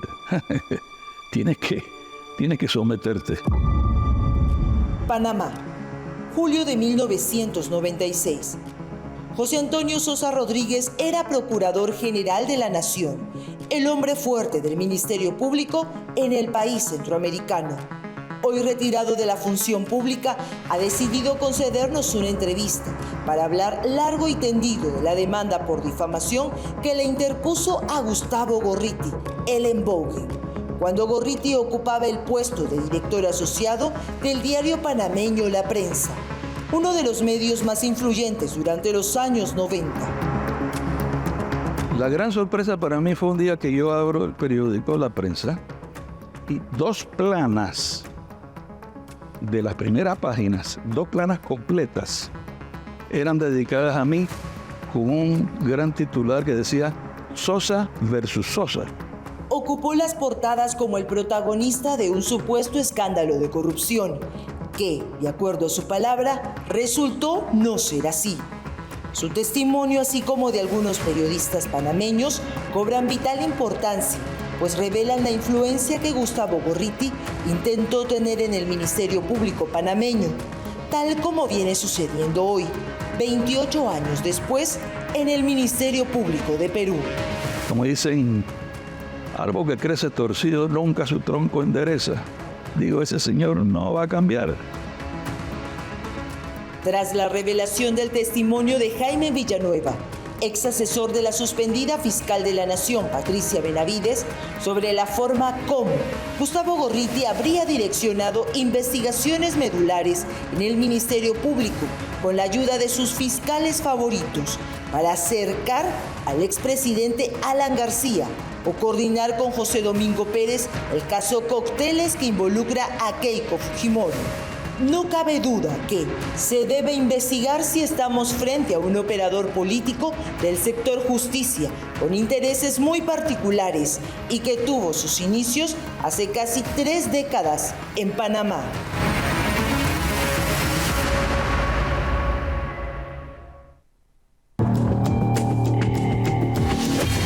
Fernando Can es un periodista panameño de amplia trayectoria que en 1996 se sumó a la lucha que lideró el catedrático y también periodista Garrett Genetó.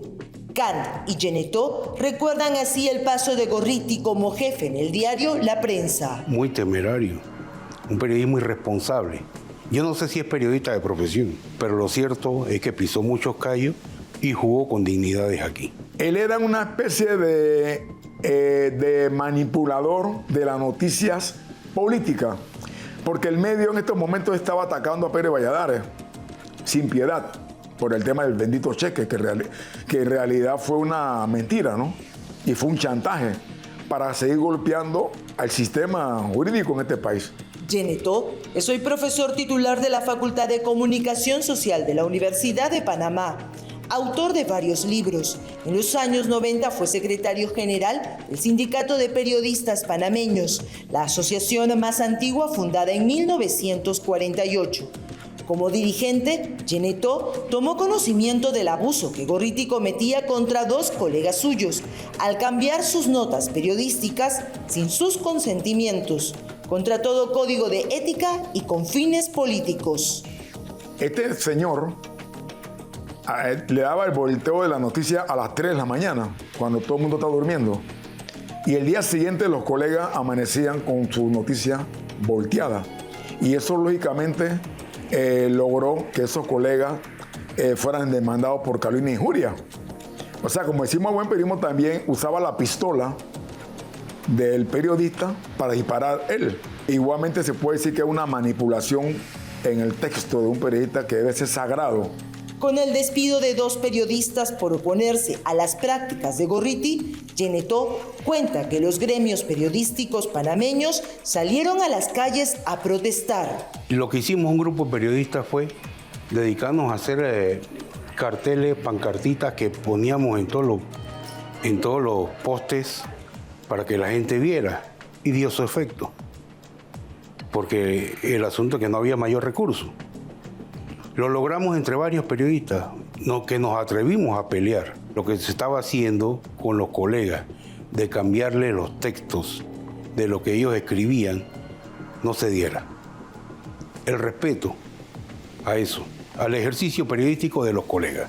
A la iniciativa también se sumó Carlos Camarena, otro periodista panameño que escribió una columna de opinión titulada "Los apóstoles no siempre son blancos", una dura crítica a la gestión de Gustavo Gorriti como hombre de prensa.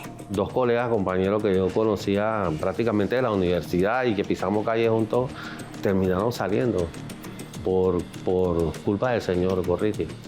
Bueno, diferencias, no estaban de acuerdo con la línea, con la forma como él editaba o enfocaba la información.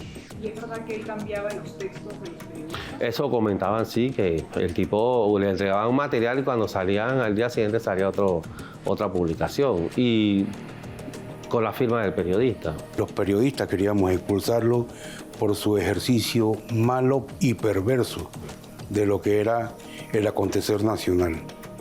Él salió huyendo porque había pisado callos políticos, porque le venían con una serie de demandas que lo iban a poner en la picota, lógicamente, y de ahí a la cárcel. Una de las demandas por difamación a las que se refiere Fernando es la que interpuso el ex procurador general de la Nación, José Antonio Sosa Rodríguez. En 1996, Gorriti sacó una portada en el diario La Prensa, cuya información supuestamente ponía al descubierto al procurador de la época y cuyo contenido sirvió para catapultarlo en el espectro internacional como un periodista que luchaba contra la corrupción. Pero, ¿fue realmente así? Sosa Rodríguez es dueño de esa otra parte de la historia que también merece ser escuchada. El señor Gorriti, como director del área de información del diario La Prensa, produjo una primera plana un día lunes, donde presentaba supuestamente un cheque personal mío que él sugería había sido pago de origen de narcotráfico que se me había entregado a mí para una campaña electoral en la que yo había participado antes de ser procurador. Yo me enteré de que ese supuesto cheque existía, y vuelvo y remarco, supuestamente existía, 2 días antes. El director del diario me invitó, para sorpresa mía, al bautizo de un hijo en su casa.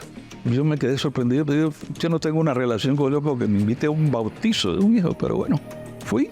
Pasó bastante rato, cuando de repente el señor Gorriti se me acerca y me dice, no sé las palabras que usó, pero me da a entender, me dice que tiene un cheque mío que sugiere que yo había sido financiado en una campaña electoral de tiempo anterior por fondos de origen ilícito. Yo le digo, eso es imposible, eso no existe, eso nunca existió, ¿de dónde ha sacado todo eso? Dice, bueno, tenemos el cheque. Cuenta que, sorprendido, el ex procurador le dijo a Gorriti que podía ir a su casa para revisar la lista de los aportantes a su campaña para diputado, pero Gorriti envió a otros colegas que trabajaban bajo su dirección. Era escrito a mano, mira, incluso un registro que no tenía tampoco mucha gente porque en esa época había sido una campaña durante el tiempo todavía del temor al régimen militar y eran pocos los que me daban donación, muy pocos. Muy poquito, ni siquiera era una lista ni muy larga, 15 personas, una cosa así, 15, 20, no más, no creo que más. Y se las mostré, hasta fotografías le tomaron. Y lo vi que estaban tomando las fotografías como escondido. Y le dije, no, ¿usted quiere fotografiarlo? Aquí tiene, no hay ningún problema. Entonces le digo, bueno, se me ocurre que la única manera de que ustedes queden satisfechos y yo les pueda demostrar sin ninguna duda de que esto es así, que estos son mis donaciones y que eso no sé qué es lo que puede ser, es que vayan conmigo al banco. El supuesto cheque bancario que Gorriti publicó era de la institución financiera panameña Pribanco. Simar Joyeros figuraba como la empresa que supuestamente giró el cheque por $5,000. Sosa Rodríguez lo tiene en su archivo personal como prueba de la difamación, así como la carta que le mandó el banco y que formó parte del expediente Gorriti en Panamá. Llegamos al banco y efectivamente buscaron y ese cheque no existía. No era un cheque. Tiempo después ya, con más tranquilidad, constatamos, y esto ya en el proceso después, cuando yo reclamo la difamación. ¿Por qué reclamé la difamación? Porque no hubo ninguna excusa, ninguna, ¿cómo le digo yo?, disculpa. Lo que se supone era un cheque, era una fotocopia. Tú puedes agarrar distintas cosas, unirlas y sacarles una copia y que simulen ser una pieza completa auténtica. El señalamiento fundamental con el que ellos me habían cuestionado en esa recepción donde me habían invitado, yo lo he sentido siempre que fue una encerrona, le decimos nosotros, como a este lo agarramos aquí, lo arrinconamos y no sé qué esperarían. El ex procurador denuncia chantaje y dice que fue muy consciente del daño que esto le hacía a su imagen pública por ser el funcionario encargado de liderar el Ministerio Público de Panamá, cargo que ocupó por una década.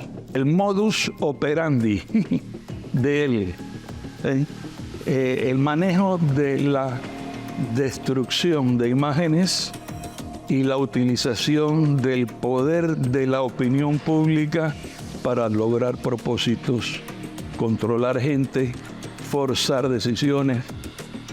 Ese manejo, yo creo que él se convirtió en un especialista formado en esa escuela.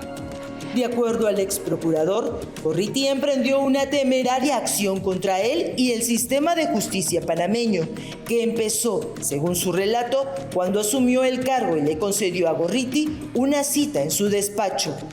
Él cuenta que Gorriti le pidió que abriera una investigación fiscal contra el entorno del expresidente panameño, Ernesto Pérez Valladares. Él quería que yo abriera una investigación contra el yerno, el esposo de la hija del presidente, porque supuestamente tenía él evidencias de que estaba relacionado con narcotraficantes. Y yo le dije, bueno, si tú me muestras evidencias de un delito o un posible delito, créeme que yo voy a abrir inmediatamente la investigación. Pero tienes que presentármela, yo no puedo abrir causas penales contra cualquier ciudadano simplemente porque alguien diga que está cometiendo algo indebido. ¿Y se las presentó? Jamás, jamás, jamás. Y varias veces le insistí y varias veces prácticamente acudía a que yo tenía que responder a su palabra, o sea, que él era una persona seria o lo que fuere, o era un periodista experimentado, lo que fuere, pero que yo tenía que actuar.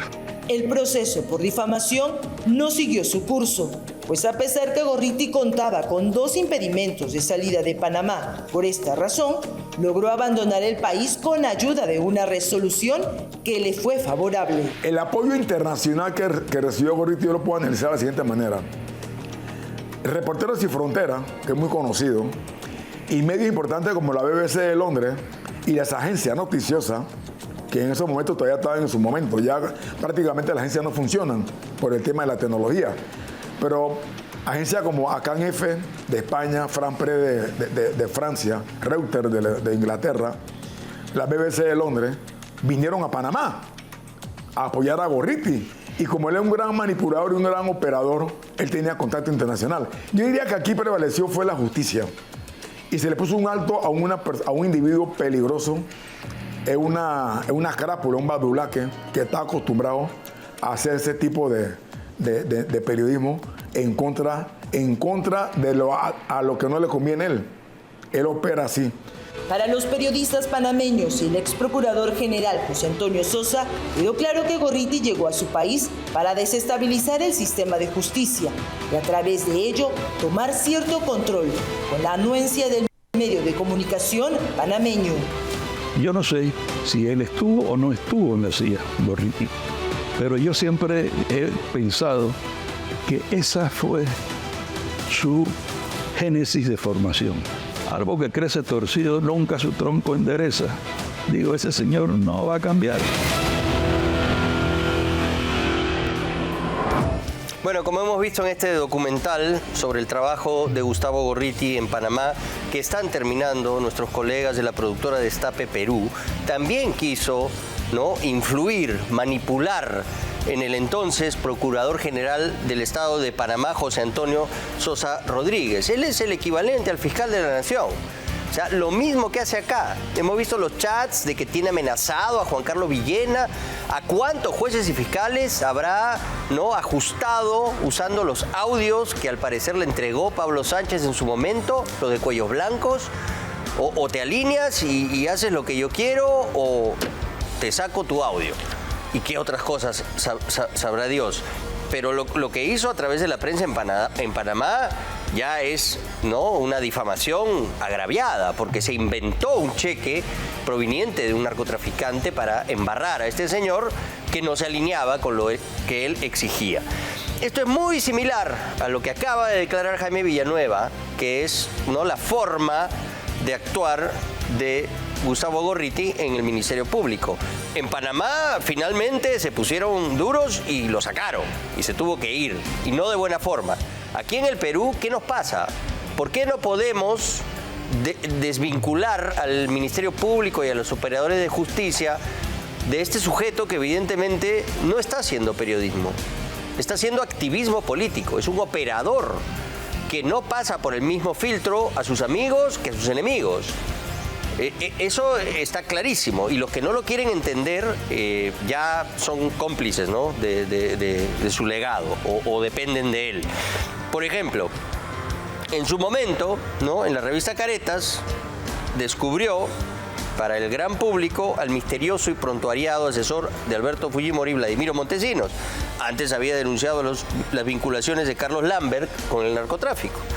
Pero en algún momento pasó de ser periodista a activista político, ¿no? Como lo hemos explicado sobre la base de este libro, que es de su padre, ¿no?, del autor Ricardo Claverías Huerce.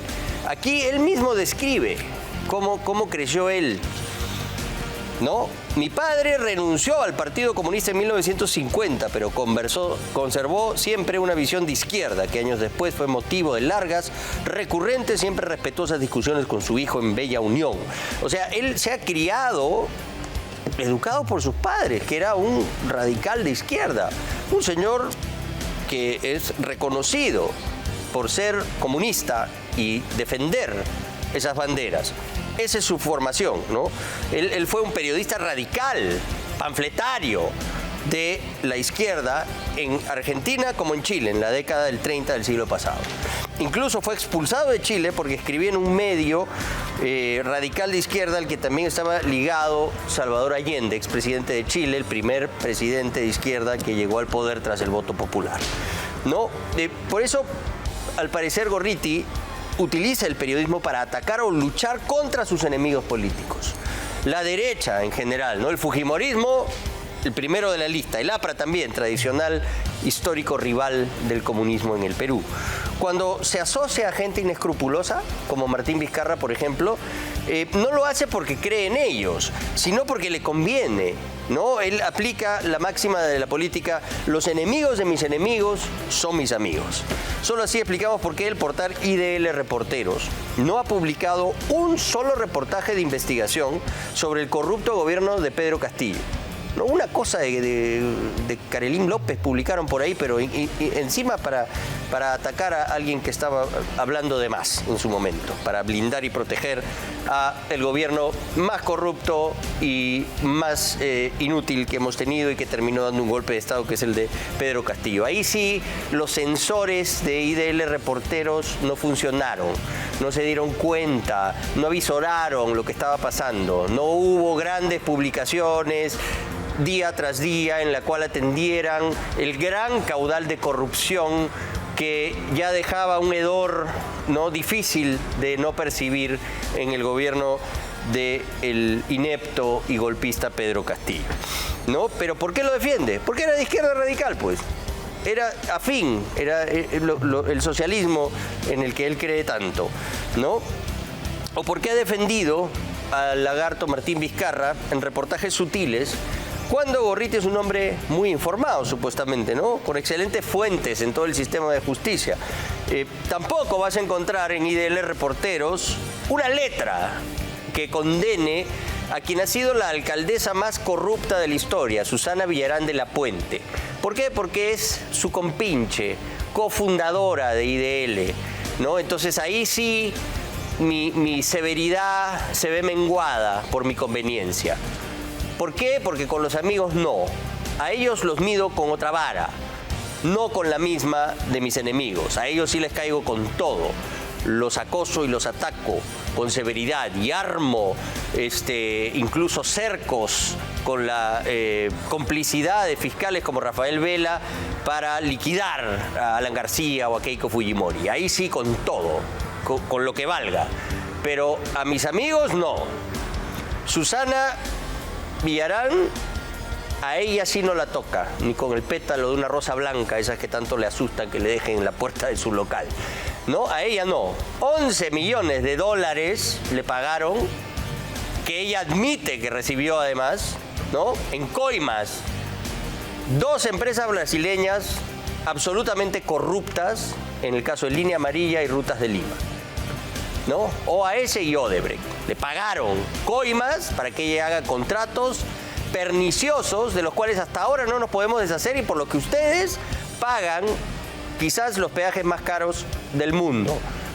Ella no es objetivo de las investigaciones de IDL Reporteros porque es amiga de Gustavo Gorriti. Ese doble rasero es absolutamente inaceptable, inviable, pues, ¿no? Entonces eso no hace a alguien un buen periodista.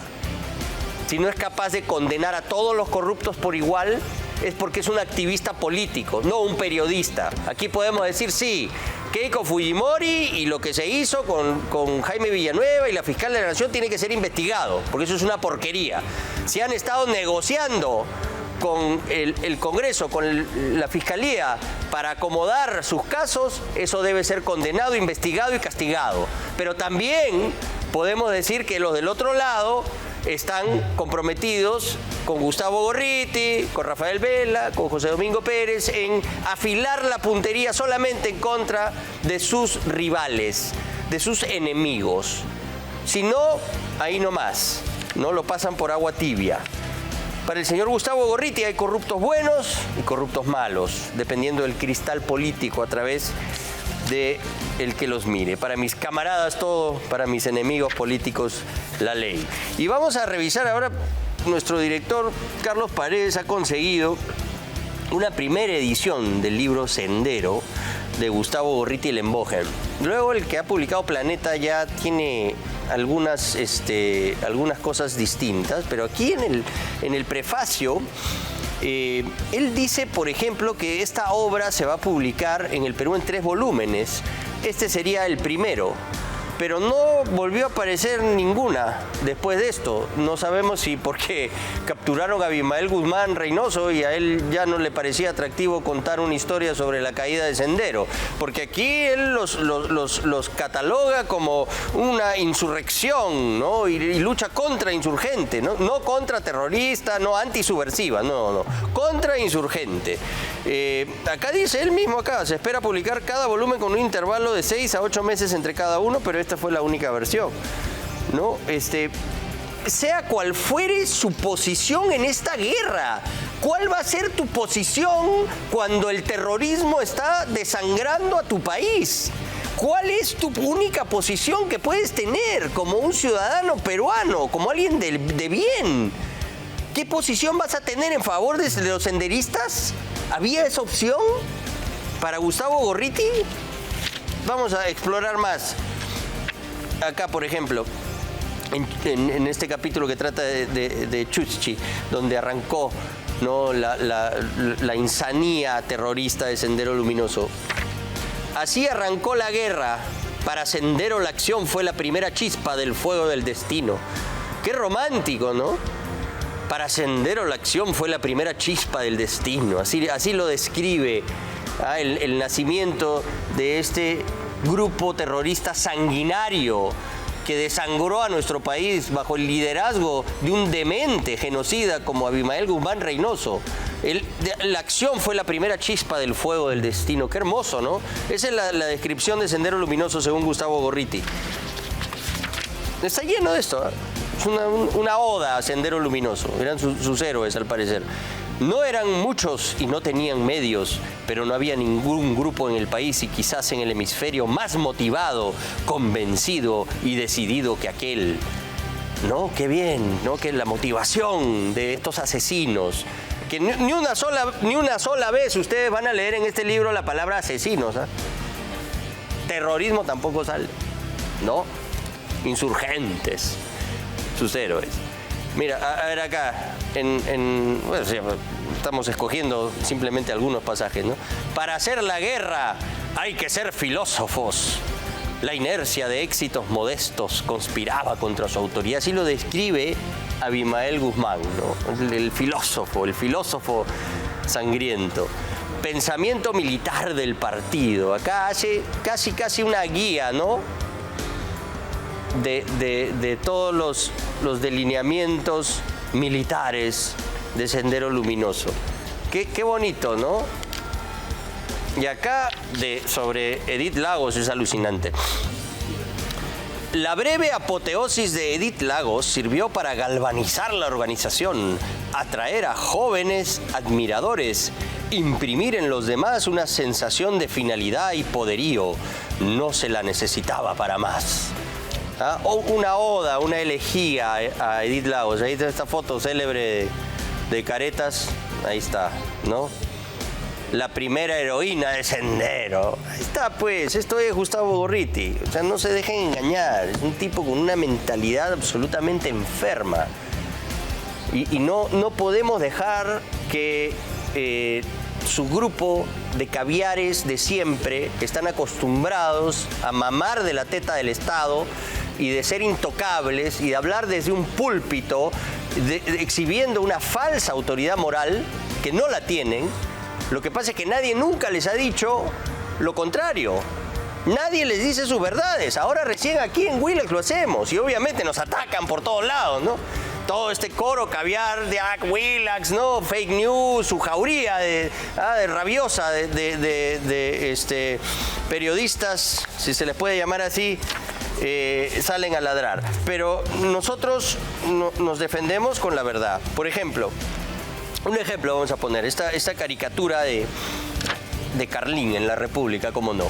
Ahí sale el ingeniero Erasmo Wong, quien es un patriota, una persona que salió a sus 80 años a marchar por la democracia y que todos aquí nos fajamos y nos pusimos en riesgo personal por defender al país y nuestra constitución de un golpista inepto y corrupto como Pedro Castillo, liderados por este señor a mucha honra. Y acá le ponen, tengo un desbalance de 29 millones, culpa de Gorriti. No estamos exagerando con lo de Gorriti. Lo de Gorriti es verdad. Lo que es mentira es lo del desbalance. Porque, a ver, ya se han hecho los dos peritajes del supuesto desbalance, que obviamente no existe. El primero es este, que lo tiene el fiscal Carlos Puma. Esto es antes de la venta de las acciones de Wong, que fue harto publicitada, ¿no? Creo que todas las portadas de todos los diarios mostraron cómo efectivamente se había vendido la empresa Wong, Supermercados Wong, a la empresa Cencosud por 500 millones, ¿no? Esto es antes de eso. Aún así, tiene un superávit de más de 8 millones de soles. Entonces ahí dice, no tiene desbalance patrimonial. Lima, 28 de octubre 2021. Ahí está. El señor Erasmo Jesús Rolando Wong Lu Vega no tiene desbalance patrimonial. Señor Carlín. ¿Ya? No repitan como loros, pues, lo que algunos periodistas sesgados hacen.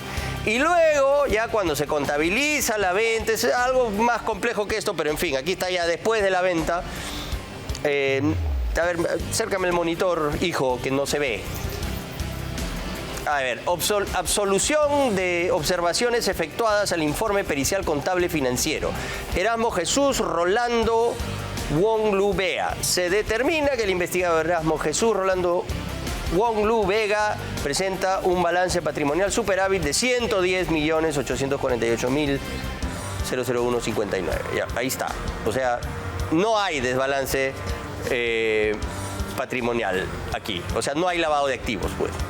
Más claro, imposible. Ahí lo tienen. ¿Ya? Este es el peritaje contable de los dos casos que supuestamente habían arrojado algunos peritajes previos a esto, que ya es determinante y definitivo, y por lo que se está pidiendo, obviamente, el archivamiento del caso. Pero eso no lo cuentan, pues. Cuentan la verdad parcial, la que les conviene, para enlodar, para embarrar. ¿Por qué? Porque ha aparecido un medio incómodo, un medio que les dice sus verdades a esta gente, que los exhibe, que devela realmente sus intenciones, sus intereses, sus manejos non santos con la justicia, su doble rasero. Para mis amigos corruptos, ahí nomás, pero para los que son mis enemigos sí les caigo con todo. Entonces, ¿de qué estamos hablando? Aquí vamos a seguir en Willax haciendo nuestro trabajo y persiguiendo el delito donde corresponde. Y no nos vamos a arrodillar ante falsos ídolos como Gustavo Gorriti. Lamentamos mucho su estado de salud, ojalá se mejore, pero aquí no nos vamos a callar, ni vamos a aceptar que él se victimice ante la opinión pública. Les vamos a decir sus verdades en su cara. Él ha sido inmisericorde con todos. A ver, pregúntenle a Gorriti, a ver si tiene pena por Alberto Fujimori, que también tiene cáncer en la garganta, en la lengua. Ni un ápice, que se muere en la cárcel. A ver, pregúntele si le da pena que Alan García haya tomado una decisión tan severa como quitarse la vida. No, está feliz. Mejor, lo quiere muerto. Es un hombre perverso. Así que no les dé pena, no se dejen engañar. Gustavo Gorriti es esto y más. Y vamos a seguir investigándolo y vamos a seguir contándoles a ustedes realmente qué hay detrás. Muy bien, si usted confía en nosotros como programa periodístico, aquí tiene la opción de votar por el premio Luces. Somos los defensores del título. Aquí tenemos un tutorial, ¿no? ¿Lo vas a poner? ¿Sí? Ya, ahí está. Willax nuevamente nominado a los premios Luces. ¿Quieres saber cómo votar? Es muy sencillo. Ingresa a este enlace. Regístrate o inicia sesión. Vota en Mejor Programa Periodístico. Elige y reafirma al ganador del año pasado. Contracorriente. Dale enviar y listo. Willax, marcando la diferencia. Bueno, y antes de terminar, tenemos que atender una carta notarial que nos ha enviado la Granja Villa S.A. Está reclamando que en un reportaje de piscinas insalubres fueron mencionados como parte de una calificación del MINSA como no saludables. Pero ellos dicen que el procedimiento administrativo de inspección a nuestras piscinas realizado por el Ministerio de Salud el día 2 de febrero pasado culminó el viernes 9 de febrero y concluyó que la piscina sí es saludable y así figura en sus registros en la página web de dicha entidad. Ok, hacemos la rectificación del caso. A la gente de Granja Villa, ya la piscina de Granja Villa es considerada saludable. En el momento que nosotros vimos en la web del Ministerio de Salud, figuraba como todavía seguramente en proceso, como no saludable, y nos basamos en esa información. Entonces, qué bueno que ellos hagan la aclaración del caso y aquí, por supuesto, estamos prestos a atender su reclamo. Con esto terminamos el programa y lo dejamos con Eddie Fleischmann y Willax Deportes.